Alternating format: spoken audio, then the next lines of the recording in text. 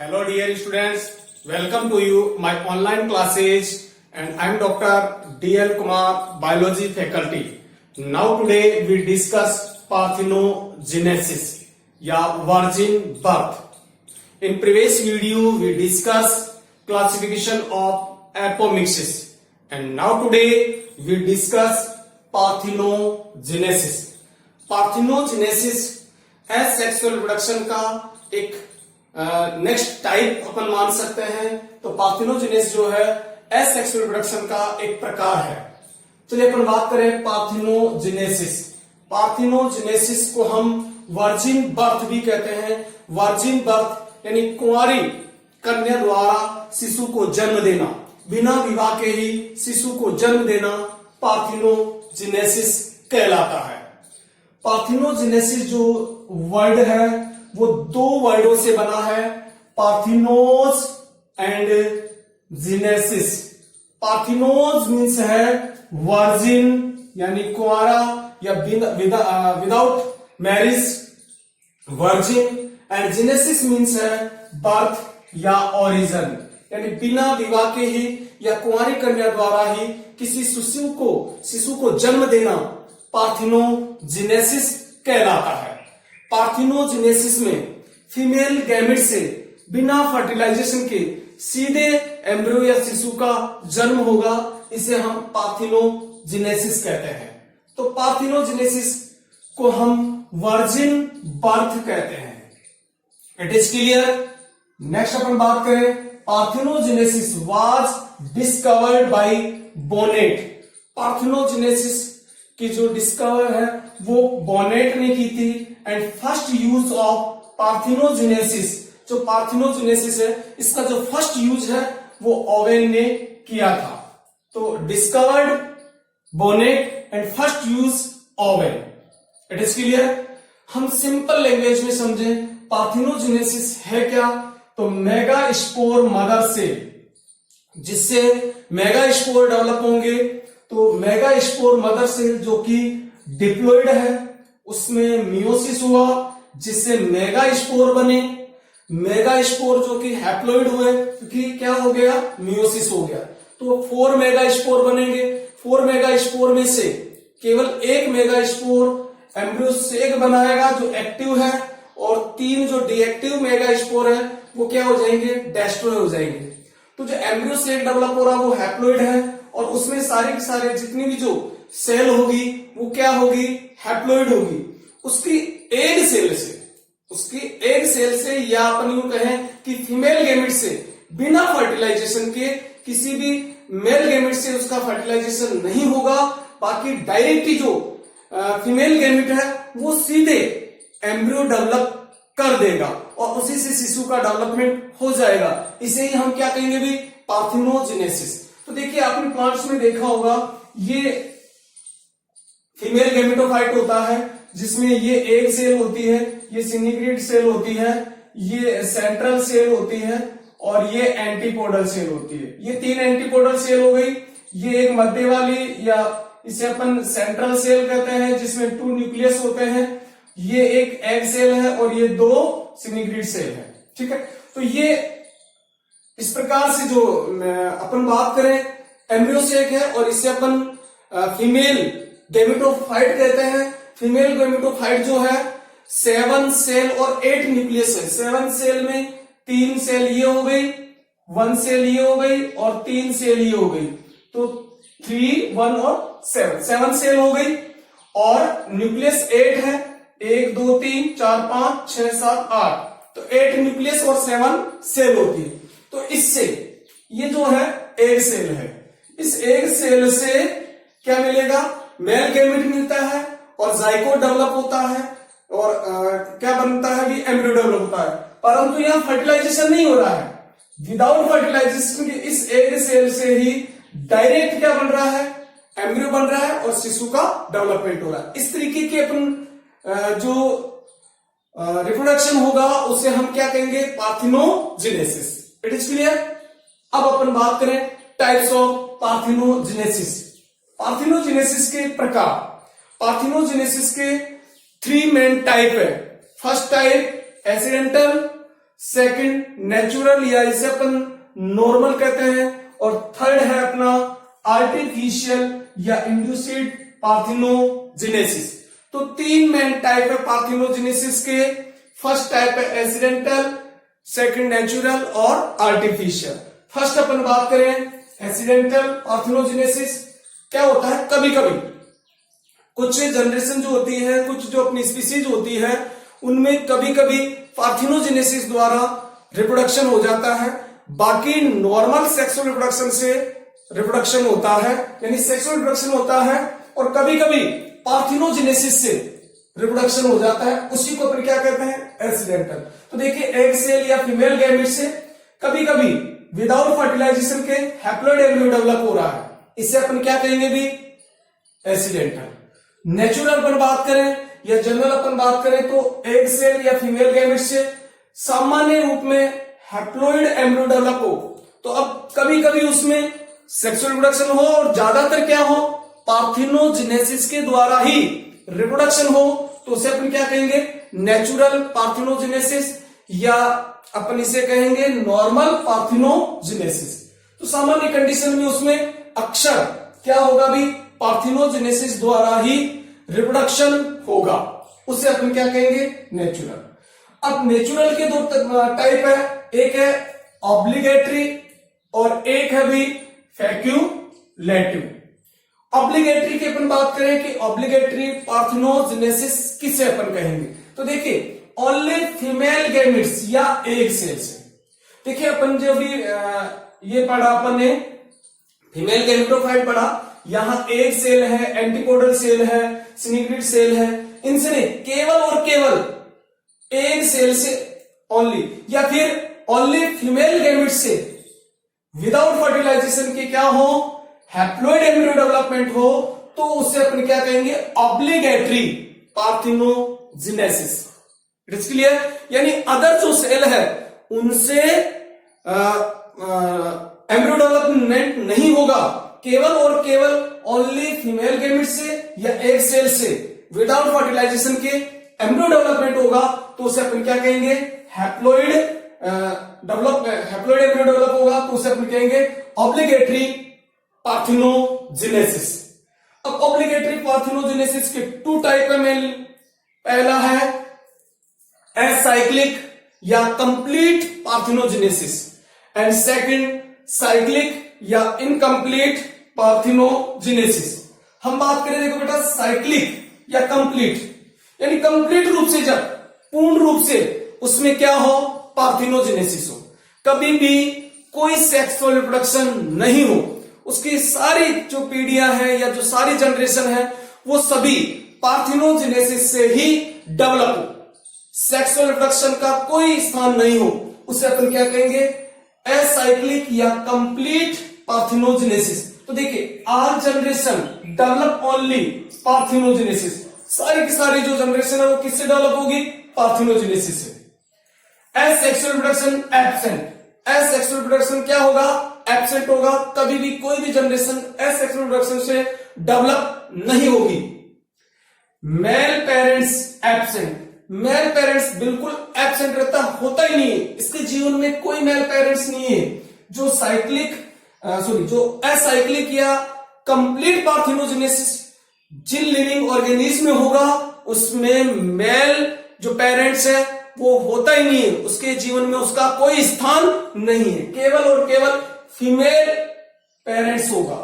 Example के रूप में अपन बात करें टर्की, और टर्की में कोई मेल पेरेंट्स नहीं है, केवल फीमेल होते हैं, उन्हीं से सीधे डायरेक्ट क्या बनते रहते हैं भी, न्यू ऑफ स्प्रिंग डेवलप होती रहती है, न्यू जनरेशन डेवलप होती रहती है। रोटिफर्स एंड लिजार्ड, कुछ पगलियों में, कुछ रोटिफर्स में और टर्की में। टर्की एक बर्ड है जो बड़ा सा होता है, अपने जैसे जो हैन होता है उसकी तरह होता है, परंतु इसमें एक यहां पर जो गर्दन है इसके नीचे एक रेड कलर का सा बड़ा रेड कलर का एक बड़ा स्टॉक वो होता है, बल्ब बना होता है रेड कलर का, वो है टर्की। और रोटिफर्स एंड लिजार्ड, लिजार्ड जो छिपकलियां हैं उनमें भी कौन सा कंप्लीट पार्थिनोजेनेसिस होता है। कौन कौन सी लिजार्ड है? स्मॉल लिजार्ड, लेसर्टा सेक्सिकोला अर्मेनिका, लेसर्टा सेक्सिकोला अर्मेनिका में, और लिजार्ड ऑफ अमेरिका, इनमें, इन लिजार्ड में कौन सा कंप्लीट पार्थिनोजेनेसिस होता है, जिसमें मेल पेरेंट्स नहीं होता है, एब्सेंट होता है, केवल फीमेल पेरेंट्स होता है, और उसी से फीमेल गैमेट से डायरेक्ट शिशु का डेवलपमेंट हो जाता है। तो टर्की में, रोटिफर्स में और लिजार्ड में कंप्लीट पार्थिनोजेनेसिस होता है। किसी भी कंडीशन में सेक्सुअल रिप्रोडक्शन नहीं होगा, क्योंकि मेल है ही नहीं, मेल एब्सेंट होता है, तो कहां से सेक्सुअल रिप्रोडक्शन होगा? क्लियर। नेक्स्ट अपन बात करें साइक्लिक या इनकम्प्लीट पार्थिनोजेनेसिस। साइक्लिक या इनकम्प्लीट पार्थिनोजेनेसिस, देखो इसमें साइक्लिक के रूप में होगा, यानी पार्थिनोजेनेसिस भी होगा, कुछ जनरेशन पार्थिनोजेनेसिस से डेवलप होगी और कुछ जनरेशन सेक्सुअल रिप्रोडक्शन से डेवलप होगी। यानी एक बार पार्थिनोजेनेसिस हो गया तो F1 पीढ़ी जनरेशन हो गई, सेकंड जो बनेगा वो होगी सेक्सुअल रिप्रोडक्शन से, फिर वापस पार्थिनोजेनेसिस से। तो इस तरीके से चक्र के रूप में सेक्सुअल रिप्रोडक्शन, पार्थिनोजेनेसिस, फिर सेक्सुअल रिप्रोडक्शन, फिर पार्थिनोजेनेसिस, तो क्या हो रही है? साइक्लिक के रूप में हो रही है। तो उसे अपन क्या कहेंगे? साइक्लिक या इनकम्प्लीट पार्थिनोजेनेसिस। देखिए पार्थिनोजेनेसिस, F1 जनरेशन डेवलप हुई, फिर सेक्सुअल रिप्रोडक्शन हुआ, F2 जनरेशन डेवलप हुई, फिर पार्थिनोजेनेसिस होगा। तो एक जो जनरेशन है वो पार्थिनोजेनेसिस है, फिर सेकंड जनरेशन सेक्सुअल रिप्रोडक्शन से, फिर थर्ड जनरेशन पार्थिनोजेनेसिस से, इस तरीके से डेवलपमेंट होगा इसमें। और फेवरेबल एनवायरमेंटल, इसके लिए favourable environmental condition, nutrition and mutation बहुत रोल रखते हैं, किसमें? इनकम्प्लीट पार्थिनोजेनेसिस में। अब इनकम्प्लीट पार्थिनोजेनेसिस के दो टाइप है, एक है हैप्लॉइड पार्थिनोजेनेसिस और सेकंड है डिप्लॉइड पार्थिनोजेनेसिस। अपन बात करें हैप्लॉइड पार्थिनोजेनेसिस, इसमें क्या होगा? हैप्लॉइड एम्ब्रियो डेवलप होगा। तो देखिए फीमेल गैमीट्स या eggs without fertilisation haploid embryo का डेवलपमेंट हो रहा है, तो इसे अपन क्या कहेंगे? Haploid parthenogenesis. Haploid parthenogenesis plants में भी होती है और एनिमल्स में भी प्रेजेंट होती है। यहां अपन हनी बी का एग्जांपल बात करेंगे। एपोमिक्सिस में अपन ने हैप्लॉइड पार्थिनोजेनेसिस सोलेनेसी फैमिली में देखी थी, तो सोलेनेसी फैमिली में भी ये प्रेजेंट होती है। यहां पर बात करें हनी बी, देखो हनी बी में मेल गैमीट, फीमेल गैमीट, इन दोनों में फर्टिलाइजेशन हुआ, फर्टिलाइजेशन होकर जाइकोट बना, जाइकोट से एम्ब्रियो डेवलपमेंट हुआ और क्वीन बी बनी हुई एक, और एक बनी वर्क बी। दोनों डिप्लॉइड है, क्यों? क्योंकि यहां फर्टिलाइजेशन हुआ मेल और फीमेल गैमीट का। तो ये कौन सी रिप्रोडक्शन हुआ? Sexual reproduction. तो एक जनरेशन बन रही, जो क्वीन बी बनती है, यदि जाइकोट से जो एम्ब्रियो डेवलपमेंट जब हो रहा है और एम्ब्रियो डेवलपमेंट के समय यदि उसको रॉयल जेली न्यूट्रिशन मिल रहा है तो वो किस में कन्वर्ट हो जाती है? क्वीन बी में कन्वर्ट हो जाती है। और यदि नॉर्मल न्यूट्रिशन मिल रहा है, उसको रॉयल जेली खाने को नहीं मिल रही है, तो वो वर्कर बी में कन्वर्ट हो जाएगी। तो इस तरीके से ये तो हुआ सेक्सुअल रिप्रोडक्शन से। एक जो फीमेल गैमीट है वो डायरेक्ट बिना फर्टिलाइजेशन के, विदाउट फर्टिलाइजेशन के हैप्लॉइड मेल बी बनाएगी, जिसे अपन ड्रोन कहेंगे, जो ड्रोन का कार्य करता है, नर के रूप में उपस्थित होगा। तो देखो इसमें क्या हो रहा है? सेक्सुअल रिप्रोडक्शन भी हो रहा है और पार्थिनोजेनेसिस भी हो रहा है। तो इसी कारण अपन ने इसको क्या कहा? साइक्लिक। और कौन सा साइक्लिक का कौन सा टाइप है? हैप्लॉइड टाइप हो गया। हैप्लॉइड टाइप क्यों कहा? क्योंकि डेवलपमेंट जो हो रहा है यहां पर, जो डेवलप हो रहा है, जो एम्ब्रियो कैसा है? हैप्लॉइड है, इसलिए अपन हैप्लॉइड कहे। अब डिप्लॉइड पार्थिनोजेनेसिस की बात करें अपन, डिप्लॉइड पार्थिनोजेनेसिस में क्या होगा? यहां डिप्लॉइड एम्ब्रियो डेवलप होगा। तो देखो मेगा स्पोर मदर से मेगा स्पोर जो बन रहा है 2n है, यानी मियोसिस नहीं होगा यहां पर, और डिप्लॉइड एम्ब्रियो डेवलप हो जाएगा। इसे अपन क्या कहेंगे? Diploid parthenogenesis. और ये जो मेथड है ये प्लांट्स में प्रेजेंट होता है। तो डिप्लॉइड पार्थेनोजेनेसिस किसमें उपस्थित होगी भी? प्लांट्स में उपस्थित होगी। हम बात करें इसके दो टाइप है फिर, एक है मियोटिक और एक है एपोमियोटिक। मियोटिक, देखो मियोटिक में मियोसिस प्रेजेंट होगा, जिससे क्या होगा, हैप्लॉइड कंडीशन आएगी। तो देखिए अपन बात करें मियोसिस होगा तो मेगास्पोर मदर सेल, मियोसिस हुआ एक सेल बनी हैप्लॉइड।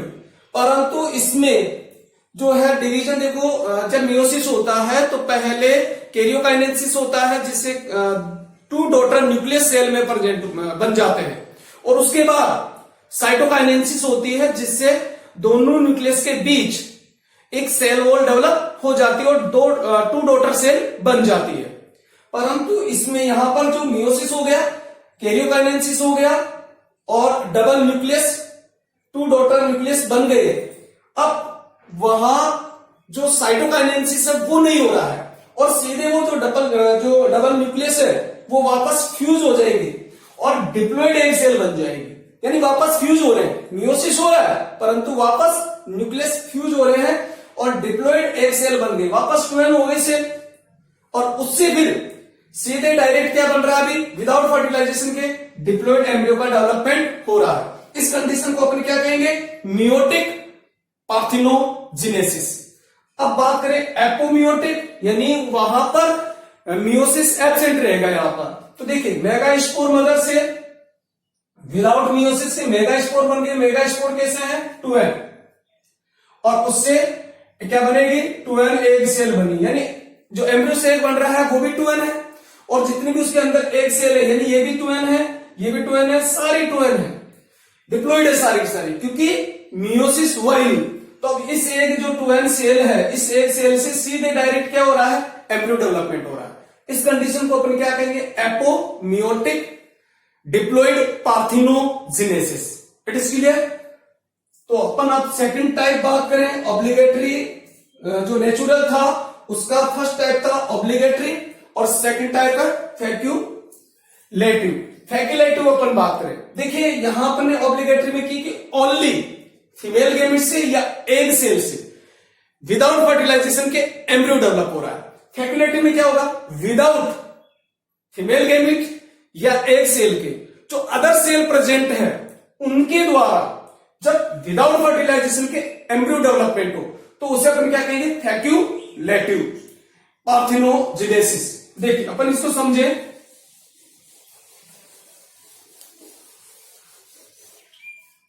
ये अपना एम्ब्रियो सेल है, ये एग सेल है, ये सिनिग्रिड सेल है, और ये एंटीपोडल सेल है, ठीक है, और ये सेंट्रल सेल है।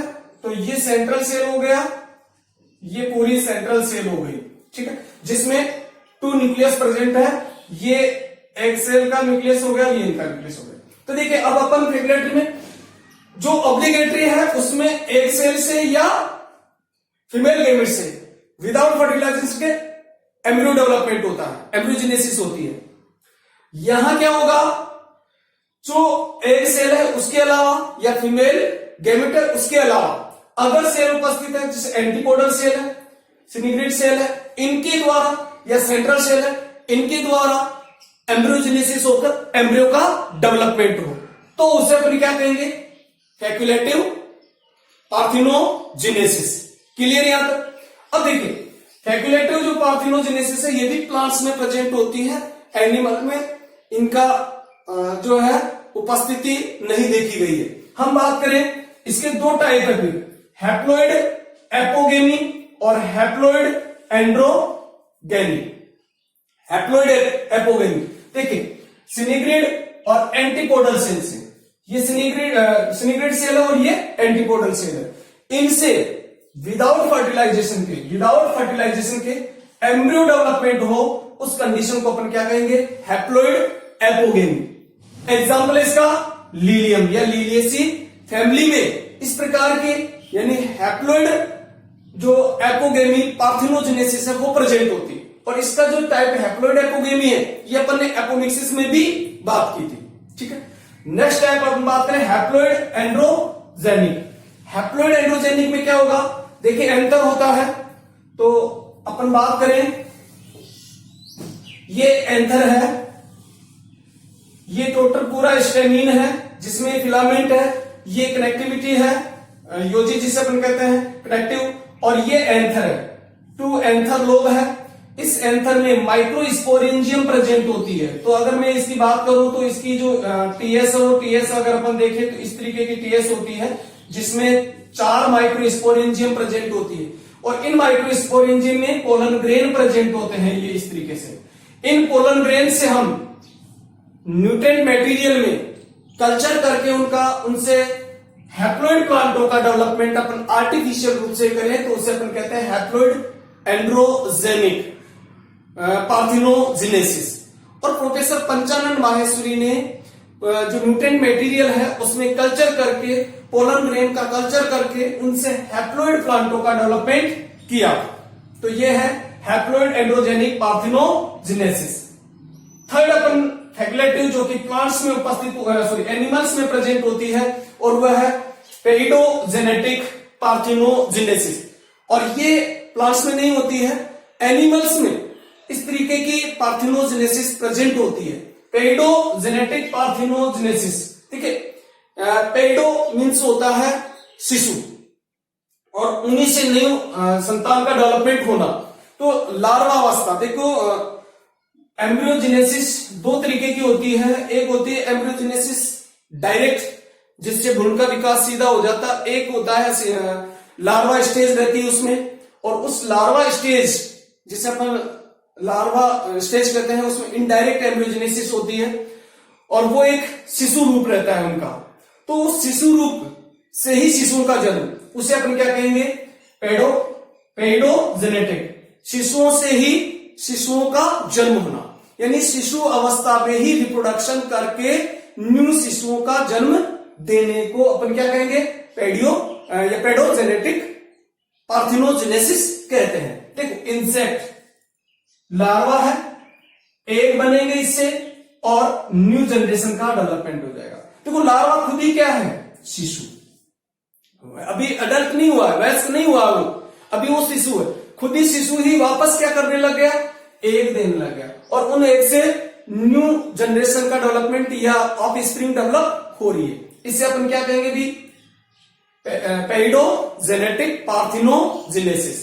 तो शिशु को जन्म देना, शिशु अवस्था में रिप्रोडक्शन होना क्या है, पेइडोजेनेटिक पार्थिनोजेनेसिस कहलाता है, जो किसमें उपस्थित है, एनिमल में उपस्थित है। तो देखिए लीवर फ्लूक में रेडियल लार्वा होता है, और रेडियल लार्वा से ही शिशुओं का डेवलपमेंट होने लग जाता है। तो लार्वा कंडीशन में ही रिप्रोडक्शन करना क्या कहलाता है भी, पेइडोजेनेटिक पार्थिनोजेनेसिस कहलाता है। इसी प्रकार गाल फ्लाई है, इससे में भी लार्वा कंडीशन में ही रिप्रोडक्शन होने लग जाता है।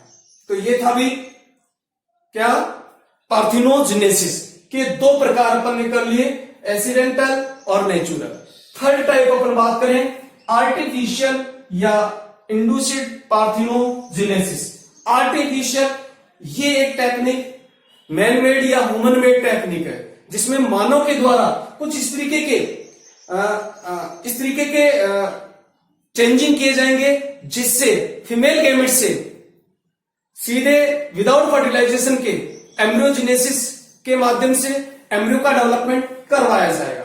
तो ये एक ह्यूमन मेड या मैन मेड टेक्निक है। तो देखिए अपन देखे हैं, आर्टिफिशियल पार्थिनोजेनेसिस फीमेल गैमेट है या एग सेल है, डिफरेंट फैक्टर्स के द्वारा, बहुत सारे जो कारक होते हैं उनके द्वारा एम्ब्रियो डेवलप करवाया जाता है डायरेक्ट विदाउट फर्टिलाइजेशन के।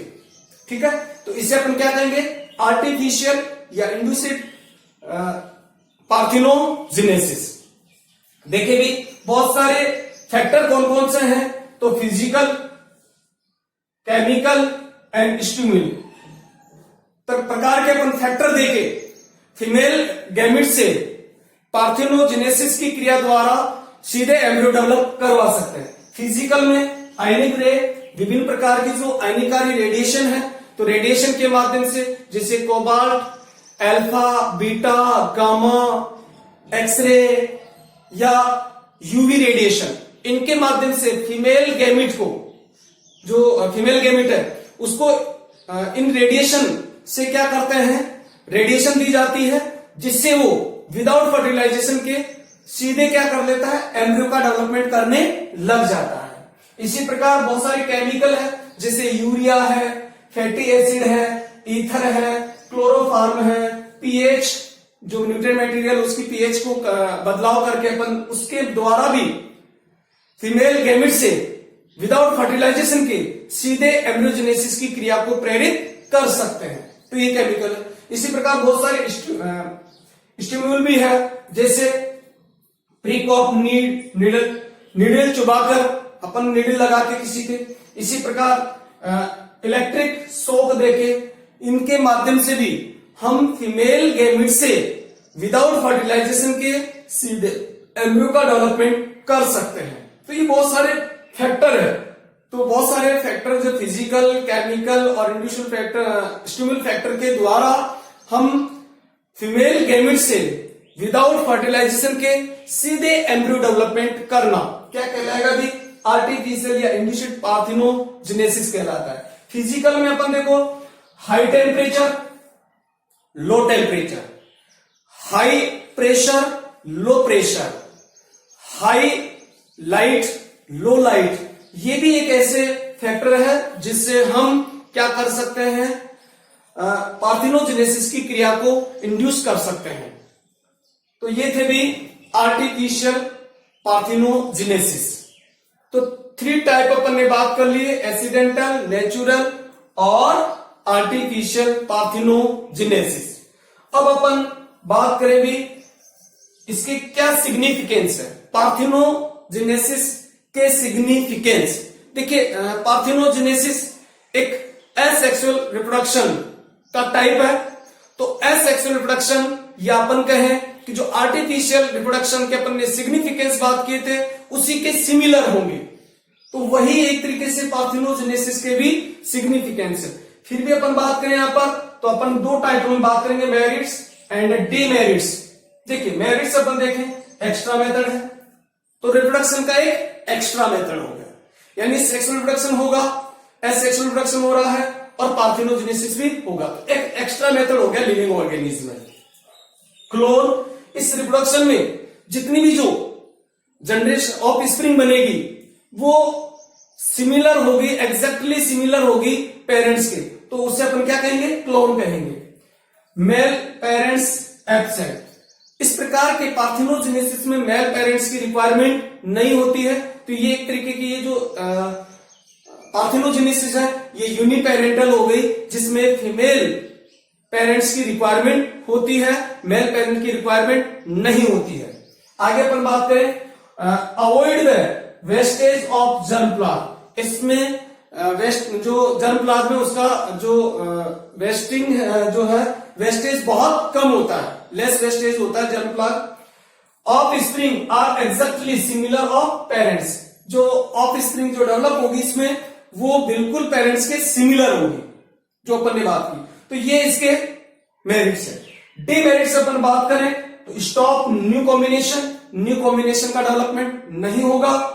स्टॉप वेरिएशन, वेरिएशन नहीं होगी क्योंकि इसमें जीन रिकॉम्बिनेशन नहीं हो रहा है। स्टॉप बायो एवेल्यूएशन, क्योंकि न्यू वेराइटीज डेवलप नहीं हो रही है तो एवेल्यूएशन का भी स्टॉप हो जाएगा, एवेल्यूएशन भी। एंड डिक्रीज द एडेप्टेबिलिटी, तो जो संतान डेवलप हो रही है उसमें वेरिएशन नहीं हो रहा है तो उसकी जो एडेप्टेबिलिटी वो क्या हो जाएगी, धीरे धीरे डिक्रीज हो जाएगी और वो चेंजेबल एनवायरमेंट में एडेप्ट अपने आप को एडेप्टेशन नहीं कर पाएगी। तो एडेप्टेबिलिटी क्या हो जाएगी, उसकी कम हो जाएगी। तो ये थी भी, इसके अलावा वेरिएबिलिटी भी कम हो जाएगी उसकी, वो उसकी जो सर्वाइवल रेट है वो भी धीरे धीरे कम हो जाएगी। तो ये थे इसकी डिमेरिट और मेरिट।